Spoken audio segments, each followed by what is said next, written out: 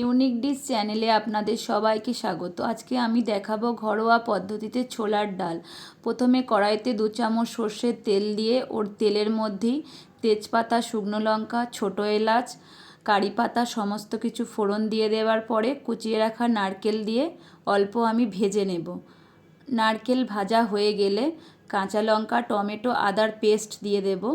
এবারে ওর মধ্যে 1 চামচ জিরে গুঁড়ো, 1 চামচ হলুদ গুঁড়ো দিয়ে মশলাটা আরেকটু আমি কষিয়ে নেব।